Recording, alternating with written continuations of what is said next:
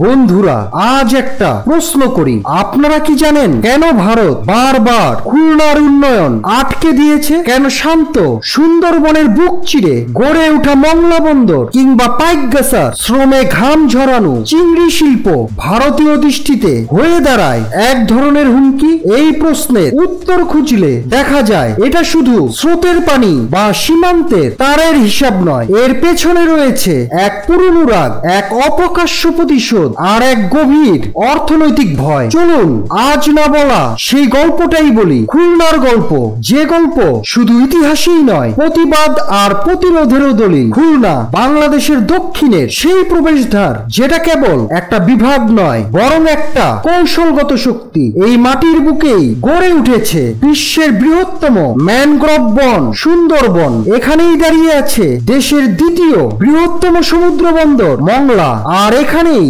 পৃথিবীর অন্যতম দামি রপ্তানি পণ্য চিংড়ির ঘের ঘিরে জীবন চলে লক্ষ মানুষের। পাইকগাছা, রূপসা, বাটিয়াঘাটা, ডাকপ, মংলা, এই নামগুলো শুধু মানচিত্রেই নয়, এগুলো খুলনার প্রাণ। কিন্তু ভারতের চোখে এই নামগুলো যেন অজানা আতঙ্কের মতো। কারণ ভারত জানে, যদি এই অঞ্চল সত্যিকারের উন্নত হয়, তাহলে কলকাতা বন্দর হারাবে তার দাপট, দক্ষিণ এশিয়ার বাণিজ্যিক ভারসাম্য হেলে পড়বে বাংলাদেশের দিকে।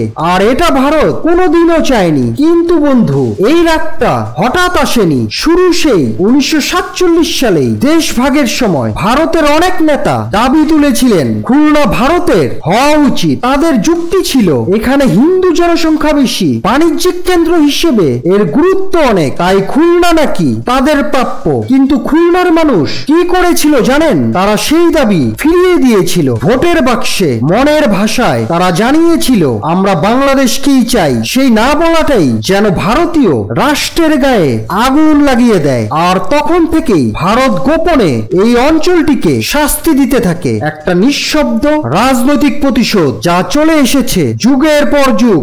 আর শুধু ইতিহাস নয়, আজও সেই প্রতিশোধ চলছেই। যেমন পানি নিয়ে আপনারা শুনেছেন তিস্তার কথা, কিন্তু খুলনার নদীগুলোর কথা কয়জন জানেন? রূপসা, পশুর, শিবসা, এই নদীগুলো আজ দম বন্ধ হয়ে আছে। ভারতের উজানের বাঁধ কখনো পানি আটকে রাখে, কখনো বর্ষায় ছেড়ে দেয় অতিরিক্ত পানি। ফলে কি হয়? খুলনার ক্ষেত খামার শুকিয়ে যায়, চিংড়ির ঘের লবণাক্ত হয়ে পড়ে, ধান, ভুট্টা, আমান সব হারিয়ে যেতে থাকে একটু একটু করে। যেন উন্নয়ন নয়, পরিকল্পিত ধ্বংস।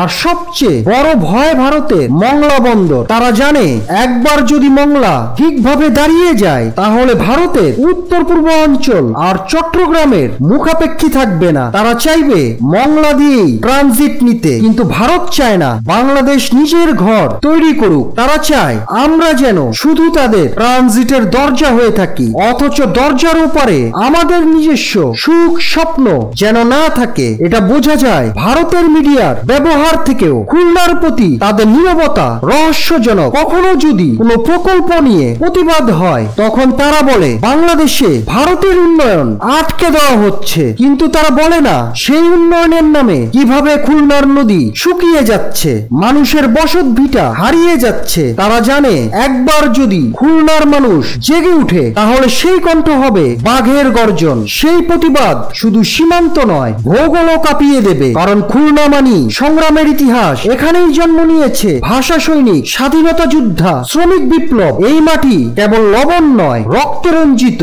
ঘামে ভেজা আর প্রতিবাদে আগুন হয়ে ওঠা। এই মাটিতেই দাঁড়িয়ে শ্রমিকেরা লড়েছে, নদী পারের মানুষ রুখে দাঁড়িয়েছে নিজেদের অধিকার রক্ষায়। আর সেজন্যই ভারত কখনো চায়নি খুলনা শক্তিশালী হোক। তাই কখনো তারা পানি দেয়নি, কখনো উন্নয়ন থামিয়েছে, আর কখনো রাজনৈতিক ভাবে এই অঞ্চলকে করেছে অবহেলিত। বন্ধুরা, খুলনার এই গল্পটা যেন কেবল একটি অঞ্চলের নয়, এটা একটা প্রতীক। এটা আমাদের আত্মসম্মান, আমাদের সক্রিয়তার কাহিনী। তাই আজ যদি কেউ প্রশ্ন করে খুলনা কেন ভারতের রাগের শিকার, আপনারা জেনে বলতে পারেন, কারণ খুলনা মাথা নত করেনি, কখনো মাথা নিচু করে হাঁটেনি।